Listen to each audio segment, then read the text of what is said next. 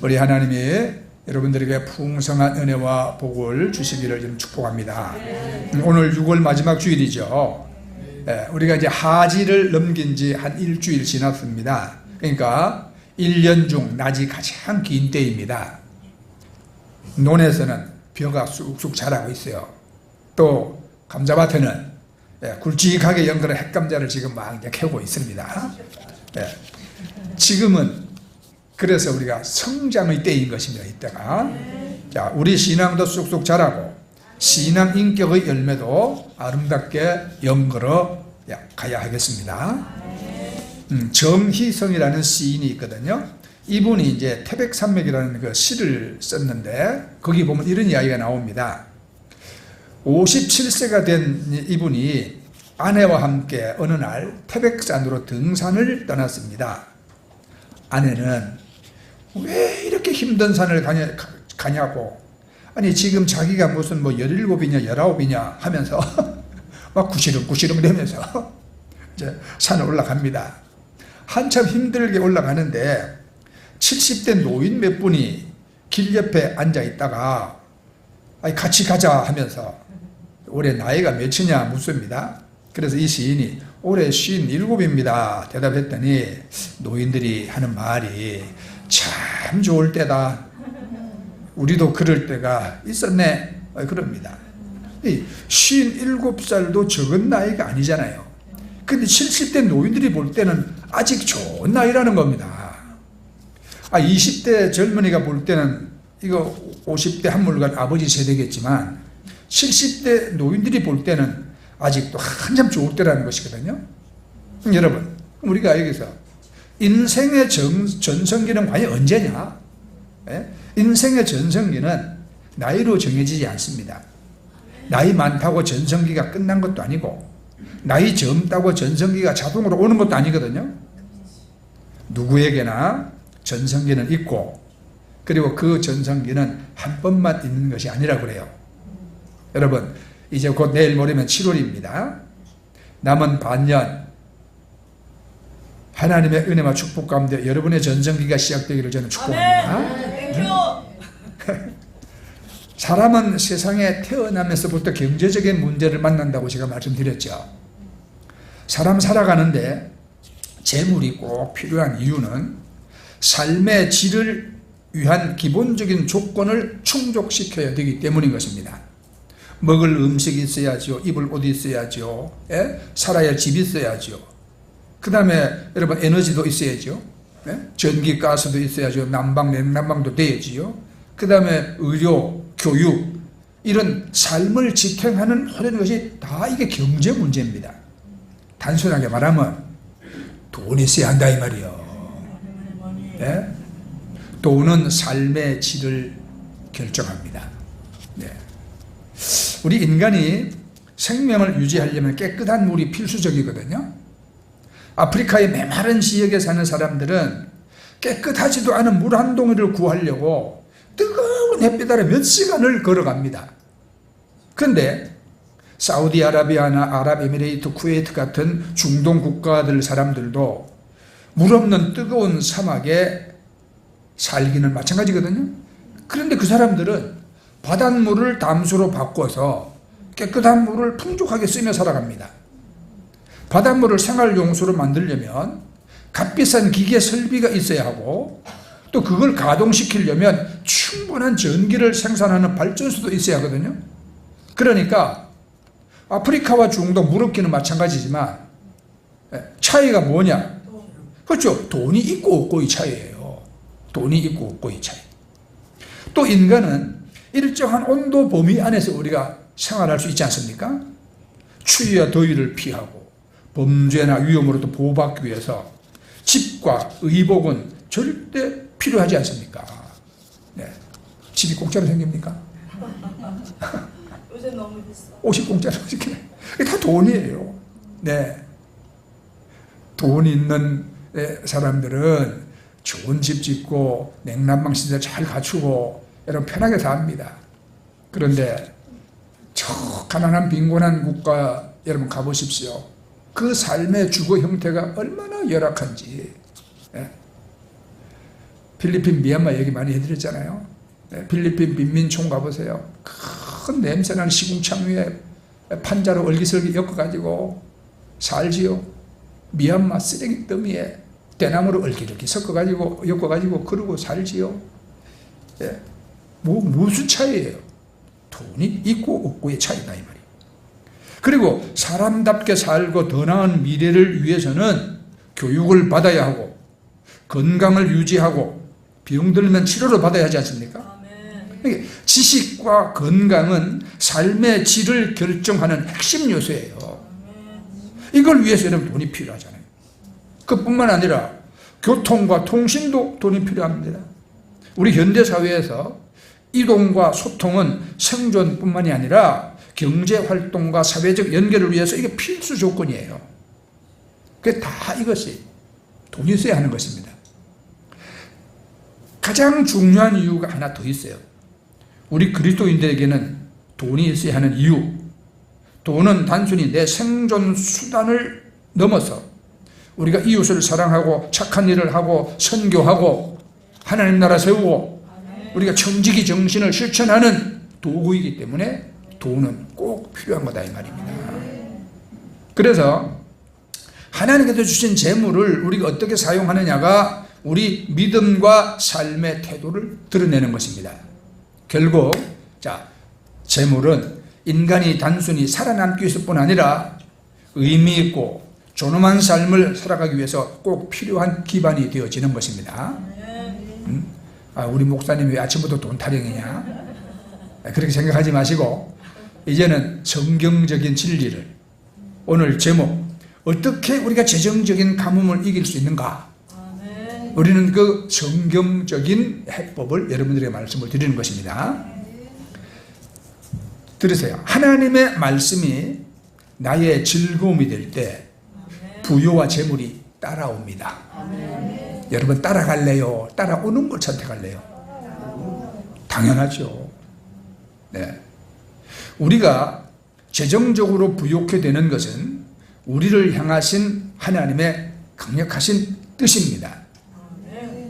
여러분들이 다 가난하고 빈곤에 처해가지고 얻어먹고 남의 나라 원조 받아먹고 있으면 먹고 없으면 굶고 헐벗고 추위에 떨고 그렇게 사는 게 하나님의 뜻이 아니에요. 하늘과 땅과 그 중에 있는 모든 것들과 그 중에 거하는 자가 다 하나님의 것이라 성경에 말씀했어요.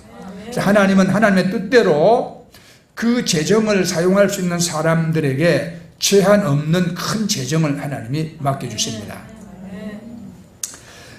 그러니까 재작년 2023년 8월 30일 국민일보에 이런 기사가 있었습니다. 그대로 읽어드릴게요. 미국의 대형 공예품 도매회사 하비 로비의 설립자 데이비드 그린은 부유하지 않은 목회자 가정에서 자랐다. 그의 부모는 데이비드가 어린 시절부터 이웃을 사랑하고 섬기는 모습을 보여주었다. 소액이라도 어려운 이웃을 위해서 기부했으며 봉사활동에도 적극 참여했다.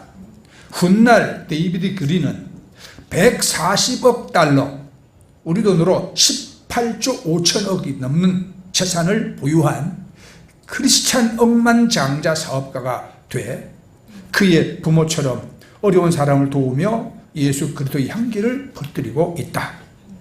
그린은 억만장자들의 기부 클럽으로 알려진 더 기빙 플레저의 재산의 절반 이상을 기부하겠다고 공개 서약을 했다. 그는 자신의 재산을 교회와 기독교 대학, 복음주의 기관 등 교계에 기부할 예정이다. 그린은 서약서를 통해 나는 어린 시절부터 소액이라도 기부와 봉사에 힘쓰는 부모님 아래서 자라며 하나님의 은혜로 좋은 가족과 직장, 좋은 직원을 얻는 축복을 받았다. 이제는 그 축복을 되돌려주고자 기부를 결심하게 됐다고 밝혔다. 데이비드 그린은 회사는 내 것이 아니라 하나님의 것이라는 청지기 정신으로 경영하면서 매주 일요일은 매장 전체를 닫고 직원들이 예배드리고 가족과의 시간을 갖도록 했다. 그리고 언제나 직원들에게 업계 평균보다 높은 임금을 제공하고 성경적 원칙에 따라 윤리적 경영을 실천했다. 1970년대부터 수익의 상당 부분을 선교와 성경 번역, 기독교 교육에 기부하고 그다음에 뮤지엄 오브 더 바이블, 성경 박물관 설립에 수억 달러를 기부했다. 이거 이제 국민의회에 나온 기사였어요. 여러분, 우리가 이제 성경을 살펴보면 수많은 믿음의 사람들이 여호와 하나님을 구할 동안에는 하나님이 그들을 형통케 하심으로 창대하고 부유한 삶을 살아간 것을 볼 수 있습니다. 오늘 우리가 시편 34편을 말씀을 봤죠. 이 시편도 다윗이 쓴 거예요. 여러분 알다시피 다윗은 정말 이름 없는 평범한 목동이었습니다. 그런데 하나님께 선택받아서 그가 왕이 됐지요. 왕이 되기까지 많은 세월을 또 고난과 핍박을 받으면서 연단을 받았어. 고난과 핍박의 세월이 끝나고 난 다음에 드디어 왕이 되었는데, 그러나 왕위에 몇 년 있었어요?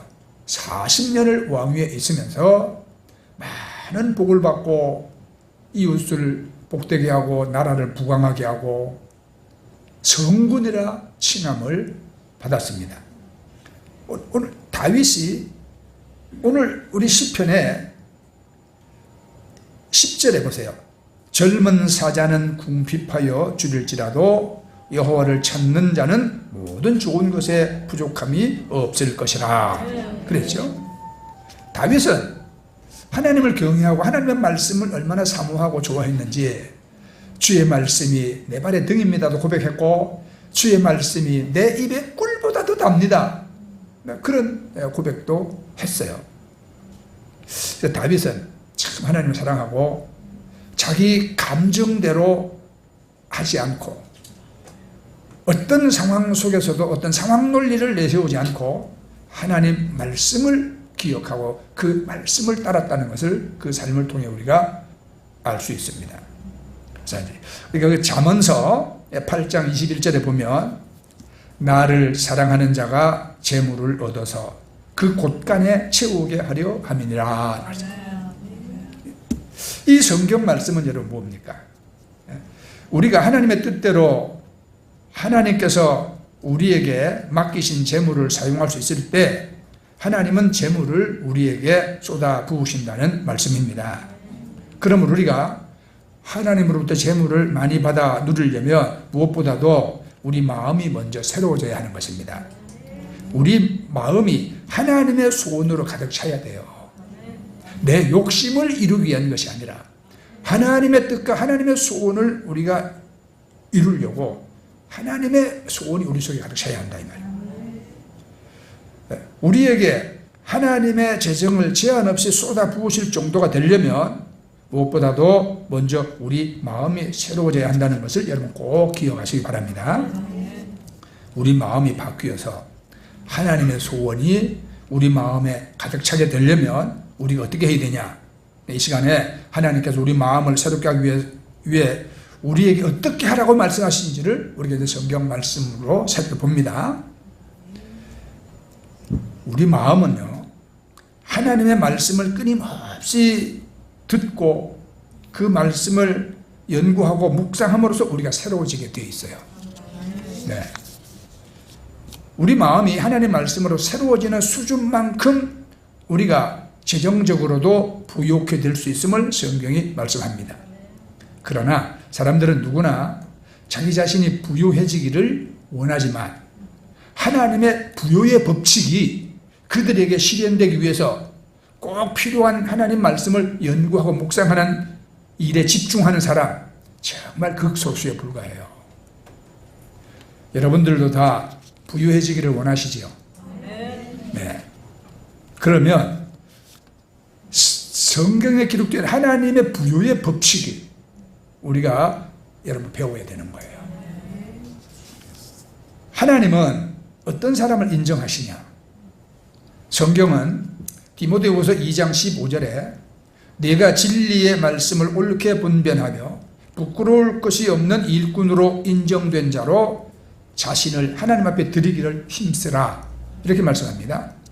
하나님은 우리가 하나님의 말씀을 옳게 분별하며 그 말씀대로 자신을 드리는 사람을 인정하신다는 말씀입니다.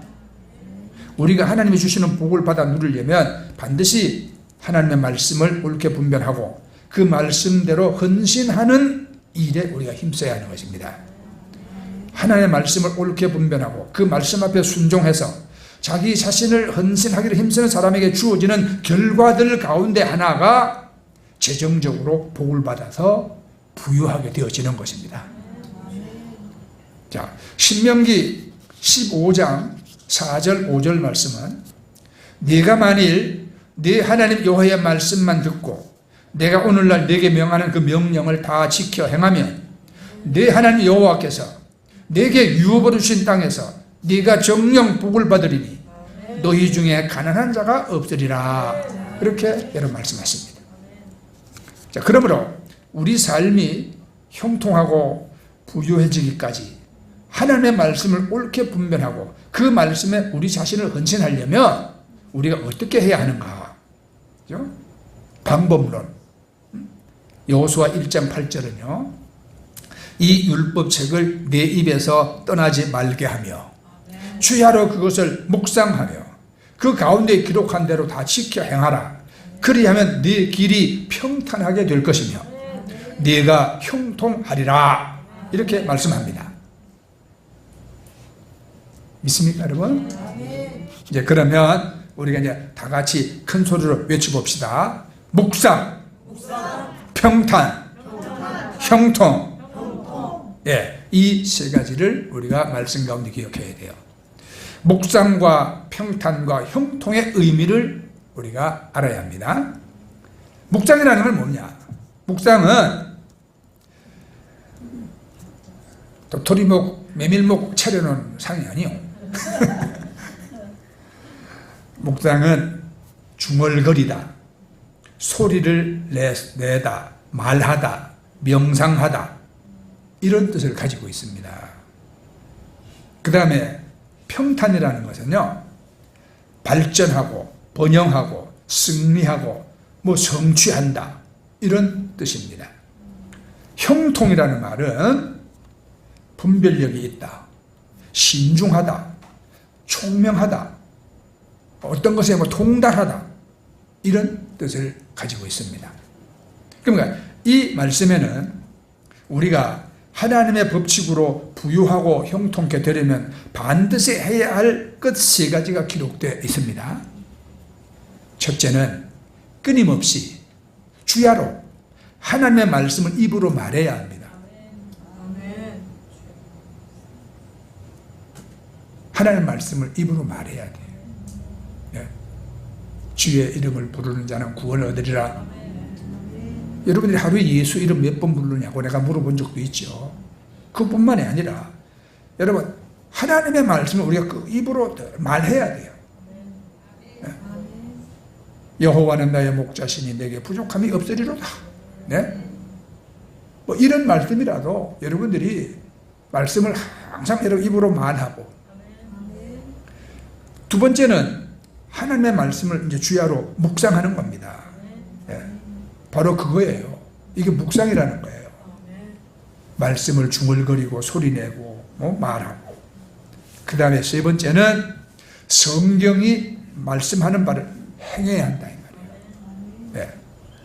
알고 말하는 것에 그치면 안 되고 그걸 우리가 행해야 한다. 자, 묵상과 형통은 같이 가는데 묵상과 형통을 연결시키는 우리가 성경 구절을 살펴보겠습니다. 여러분이 잘 아는 시편 1편 1절에서 3절까지. 자, 복 있는 사람은 악인의 꾀를 쫓지 아니하며 죄인의 길에 서지 아니하며 오만한 자의 자리에 앉지 아니하고 오직 여호와의 율법을 즐거워하여 그 율법을 주야로 묵상하는 자로다. 결과 저는 시냇가에 심은 나무가 시절을 쫓아 과실을 맺으며 그 잎사귀가 마르지 아니함 같으니 그 행사가 다 형통하리로다. 여기서 율법을 주야로 묵상하니까 그가 다 형통하다. 말씀이 이렇게 나가거든요.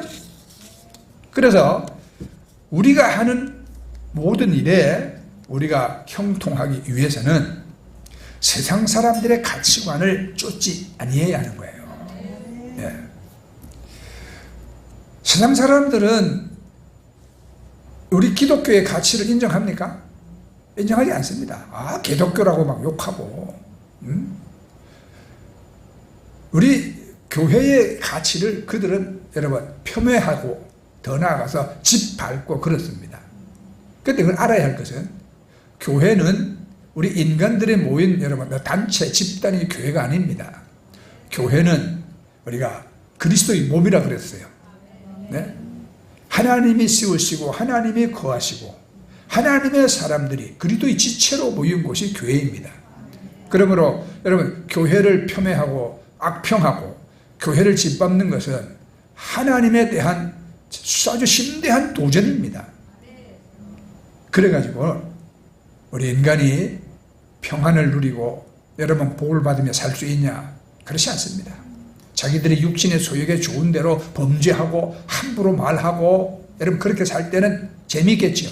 그러나 재미는 잠깐이요 후회는 길게 이어진다는 사실을 알아야 돼요. 네. 이 좋은 날 주일날 잠을 자든지 아니면 딴 데 놀러 가든지 이 휴식을 취하는 귀한 시간에 뭐 어디 교회 가서 앉아가지고 죄인들처럼 잔소리를 듣고 앉아 있어야 되냐? 세상 사람들 그렇게 생각하잖아요. 그게 모르는 이야기예요. 여러분 믿음 가지고 성령 받은 사람들은 이 예배 시간을 정말 목숨처럼 귀하게 여기는 것입니다. 예? 다시 다윗의 말을 빌리면 세상에서의 첫날보다 여호와 앞에서의 한 시간이 더 낫고 내가 악인의 장막의 거함보다 하나님 집에 문지기로 있는 것이 더 좋습니다. 그러한 여러분 믿음이 다윗이 다윗되게 한 거예요. 네. 세상 사람의 가치관을 쫓지 마시기 바랍니다. 두 번째, 여호와의 율법을 즐거워해서 그 율법을 주야로 묵상합니다. 네. 이 말씀은 신약성경 로마서 12장 2절 말씀, 너희는 이 세대를 본받지 말고 오직 마음을 새롭게 함으로 변화를 받아 하나님의 선하시고 기뻐하시고 온전하신 뜻이 무엇인지 분별하도록 하라. 이 말씀과 딱 같은 맥락의 말씀이거든요. 영적으로 갈급한 사람들은 우리 삶에 대한 하나님의 법칙을 알기 위해서 주야로 하나님의 말씀을 묵상합니다. 그죠? 영적으로 갈급한 사람들은 하나님의 법칙을 알기 위해서 하나님의 말씀을 찾고 묵상한다. 우리가 그렇게 할 때에 물가에 심기운 나무처럼 될 것이라고 성경이 말씀하고 있는 것입니다. 아무리 심한 가뭄이 올지라도 그 나무의 뿌리가 강으로부터 물을 빨아들일 수 있기 때문에 그 나뭇잎은 시들거나 마르지 않는다는 말씀이죠. 그래서 가뭄과 상관없이 강가의 나무는 언제나 계속 열매를 맺게 되어지는 것입니다. 제가 성지순례를 처음 갔을 때, 이집트를 갔습니다. 근데 여러분들도 아시다시피 이집트는 국토가 굉장히 커요. 근데 국토의 대부분이 다 사막이에요. 농사 짓고 사람들이 도시를 이루고 촌락을 이루고 살아가는 것은 나일강 흐르잖아요. 나일강 강변입니다. 나일강에서 멀어지면 그냥 사막이에요. 말은 사막. 피라밋 가도 피라밋의 사막 가운데 덩그러니 있어요. 네. 그런데 우리가 이제 숙소에 들어갔어요. 네. 사막을 한참 버스를 타고 가서 우리 숙소라고 탁 내려놓는데 거기는 오아시스예요. 오아시스. 거기는 그냥 물이 솟아나. 나무가 푹 우거졌고 그리고 좋은 숙소들이 있고 세상에 사막 가운데 수영장이 있더라니까. 네. 저기와 여기가 왜 다르냐 이 말이에요. 물이 있고 그잖아요. 그래서 우리가 성경에서 그 물가에 심기운 나무에 대한 말씀을 다시 한번 우리가 눈으로 보고 이제 묵상하고 깨달아 아는 거죠. 그래. 다른 곳은 물이 없어서 저 가뭄에 풀 한 폭이 못 자랐는데 여기는 희한하게 물이 솟아나니까 나무들이 푸르게 달고 대추야자 나무에 열매가 주렁주렁 달렸고, 그리고 사람들이 이렇게 여기서 생명을 누리고 산다 이 말이에요. 여러분들이 모두 가뭄과 상관없이 강가에 심기한 나무처럼 사시기를 나는 축복합니다. 그렇게 사시라고 오늘 말씀드리는 거예요. 많은 경제학자들이 재정적인 가뭄이 다가오고 있다고 지금 말합니다. 우리 이제 주님이 재림하시기에 임박한 때에 이 세상에는 자연재해와 전쟁, 자원 고갈, 인플레이션, 불황, 실업 이런 것으로 이제 경제가 시들게 되는 일, 경제가 시들게 되는 일이 계속해서 반복될 수밖에 없고, 그게 반복되면 뭐냐? 기근의 때가 온다 이 말입니다. 기근의. 그러나 그런 경제적인 가뭄 가운데서도 우리 거듭난 그리스도인들은 계속 번창할 수 있고 계속 열매를 맺을 수 있다는 것을 성경이 말씀하고 있는 겁니다. 우리가 밤낮으로 하나님의 말씀을 묵상하며 우리의 뿌리가 하나님의 부요의 법칙에 잎이 뿌리를 내리고 있다면 우리는 모든 일에 형통할 수 있다는 말씀이에요. 그러나 안타깝게도 많은 그리스도인들이 이 재정적인 가뭄에 재정적으로 시들어질 수밖에 없어. 많은 그리스도인들이 하나님의 법칙을 알지 못해서 망하게 될 수 있다는 거예요. 호세아서 4장 6절 말씀은 내 백성이 지식이 없음으로 망하는도다 그렇게 말씀했어요. 요즘 세상엔 지식이 가득 찼습니다. 이 말세에는 지식이 늘어날 거라고 성경에 말씀하거든요. 반대로 하나님을 아는 지식은 점점 메말라가고 있어요. 여러분, 요즘 세상에 여러분 얼마나 지식이 많아. 여러분 모르는 거요. 인공지능 거기다 물어보세요. 질문하면 답이 몇 초 안에 쫙쫙쫙 다 나옵니다. 요즘은 몰라서 못 사는 세상이 아니에요. 외국 나가는 겁내지 마세요. 요즘은 핸드폰 안에도 여러분 다 그거 번역기 있어가지고 여러분 말만 하면 다 의사소통이 될 수 있어요. 요즘은 이렇게 지식도 많고 과거에 비해서 재정적으로도 은과 금도 많아요. 그런데 제가 말씀드렸듯이 은과 금은 많은데 예수 이름으로 일어나라 하는 그 능력은 이제 없어졌어요. 세상에 지식은 많아도 하나님 아는 지식은 지금 점점 메말라가고 있어요. 성경에 지식이 없으므로 망한다는 말은 내 백성이, 세상 사람이 아니요, 하나님의 백성들이 지식이 없어서 망한다. 하나님을 아는 지식, 하나님의 영적인 법칙, 이런 것을 모름으로 망한다 이 말입니다. 우리 그리스도인들이 이 재정적인 가뭄으로부터 우리가 구조되기를 원한다면 하나님의 부욕의 법칙을 아는 그 정도만큼만 우리가 구조될 수가 있는 것이다. 자, 잠언서 11장 9절에 의인은 그 지식으로 말미암아 구원을 얻느니라 했어요. 그래서 하나님의 말씀을 깊이 묵상하는 가운데 하나님 말씀이 우리 마음을 가득 채우게 될 것이고, 하나님 말씀이 우리 마음에 가득 차게 될수록 우리는 창조주 하나님께 더 가까워지게 되어지는 것입니다. 그래서 내가 말씀과 얼마나 가까우냐가, 내가 하나님과 얼마나 가까우냐, 그 바로 그걸 측정하는 표준이 되는 거예요. 그게. 하나님 말씀인 성경 구절이 내 자신의 일부가 되기까지 계속해서 여러분 묵상하고 말하기를 반복하시기 바랍니다. 그 말씀이 우리 생각을 바꾸고 내 말을 바꾸기까지 계속해서 생각하고 말하고 묵상하기를 쉬지 않는다면 그 말씀이 우리의 즐거움이 될 것이에요. 우리의 즐거움이. 시편 1편 그 2절은 우리가 하나님의 말씀을 우리가 하나님의 율법을 즐거워하기 때문에 그분의 말씀을 주야로 묵상한다 그러잖아요. 우리가 하나님의 말씀을 즐거워하고 그걸 주야로 묵상할 때에 우리에게 어떤 일이 일어날 것인가에 대해서 성경은 이렇게 말합니다. 시편 112편 1절 이하에 보면 할렐루야 여호와를 경외하며 그 계명을 크게 즐거워하는 자는 복이 있도다. 그 후손이 땅에서 강성하며 정직자의 후대가 복이 있으리로다. 부요와 재물이 그 집에 있으며 그 의가 영원히 있으리로다. 아멘. 네. 여호와를 경외하고 그 계명을 크게 즐거워하는 자 복이 있다.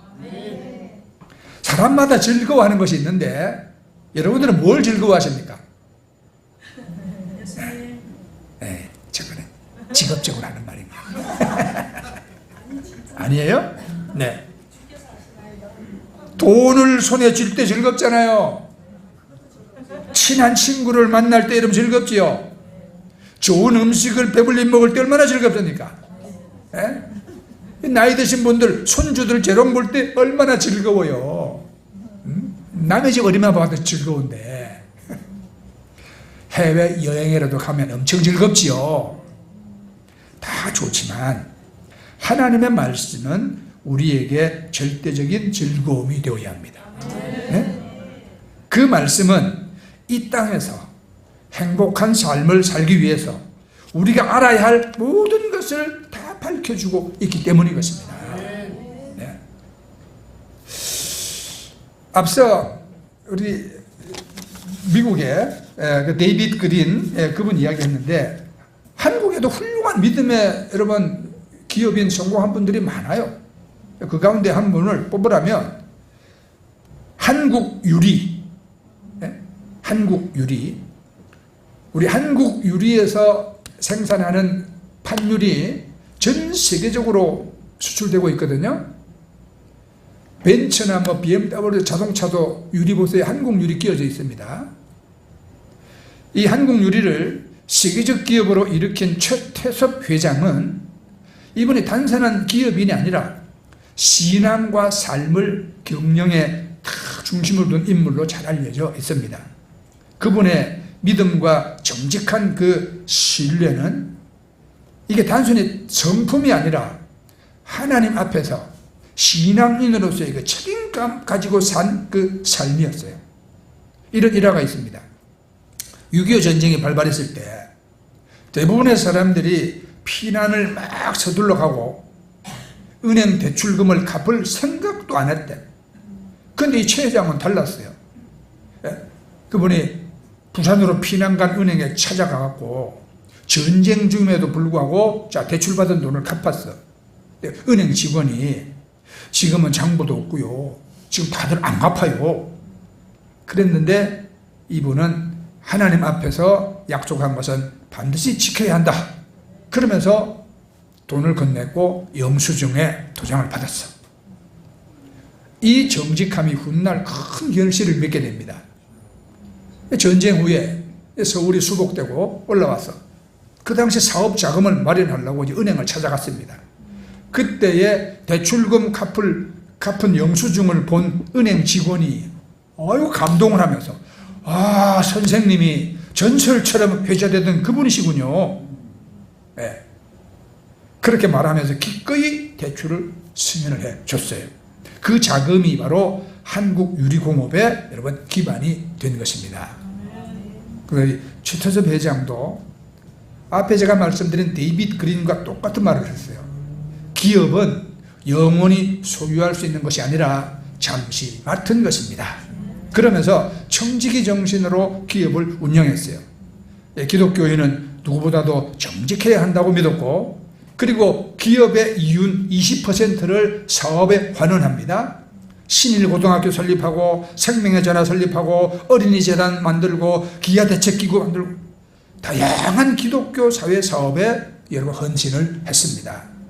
이분의 삶은 단순한 성공 스토리가 아니라 정직하게 하나님의 말씀을 실천하며 사는 것은 손해가 아니라 하나님의 축복을 여는 열쇠라는 것을 보여주는 살아있는 증거가 되어지는 것입니다.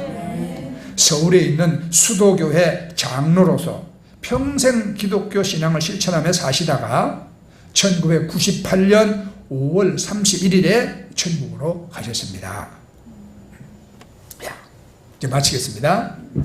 베드로후서 1장 3절 말씀 보면 그의 신기한 능력으로 생명과 경건에 속한 모든 것을 우리에게 주셨으니 이는 자기의 영광과 덕으로서 우리를 부르신 자를 알므로 말미암음이라. 아멘.